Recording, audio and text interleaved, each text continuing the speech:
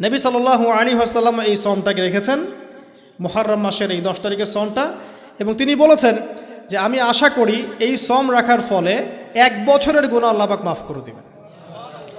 এবং একজন সাহাবী এসে জিজ্ঞাসা করছিলেন যে কোন মাসের রোজা রমাজান মাসের পরে সর্বোত্তম।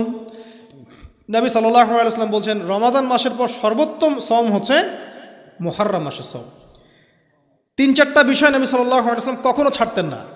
ফজরের আগের 2 রাকাত সুন্নাত, মাসের 3 দিন রোজা রাখা আইয়ামে বীজের, তারপরে আপনার আরাফার সওম, এবং এই যে মুহররম মাসের সওম। এই সওমগুলো নবী সাল্লাল্লাহু আলাইহি ওয়াসাল্লাম কখনো ছাড়তেন না। আরও এসেছে একটা বর্ণনা, আমি এটা পেয়েছি ফয়জুল কালামের মধ্যে, যে আশুরার সওম রাখার পাশাপাশি ওই দিন যদি আপনি পরিবার বর্গের উপর খরচ করেন, ইনশাআল্লাহ আপনাকে সারা বছর আল্লাহর পক্ষ থেকে রিজিকের প্রশস্ততা দেওয়া হবে ইনশাআল্লাহ। তো পরিবার বর্গের প্রতি আপনি খরচ করতে পারেন।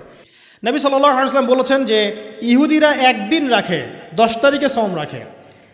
আমি যদি বেঁচে থাকি ইনশাআল্লাহ আগামী বছর 9 তারিখ বা তার পরে, কোনো বর্ণনা এসেছে একদিন আগে 9 তারিখে সওম রাখবো। তো আমরা 2টো রাখার চেষ্টা করবো। কয়টা? 2টো, হয় 9-10 অথবা 10-11 ইনশাআল্লাহ। আশা করা যে 1 বছরের গুনাহ আল্লাহ পাক মাফ করে দেবেন ইনশাআল্লাহু তাআলা। আর বেশি বেশি মুহররম মাসে সওম রাখতে পারেন, ইস্তেগফার করতে পারেন, তাসবিহ তাহলিল করতে পারেন, এবং এই মাসে যে ঘটনাটা ঘটেছে আপনার মুসা আলাইহিস সালাম এবং ফিরআউনের, এই ঘটনাটাকে চর্চা করবেন, এটাকে প্রচার করবেন, প্রসার করবেন, এর মধ্যে থেকে শিক্ষাগুলোকে নিজের জীবনে বাস্তবায়ন করার চেষ্টা করবেন ইনশাআল্লাহ তাআলা। আল্লাহ পাক সবাইকে তৌফিক দান করুন, আমিন।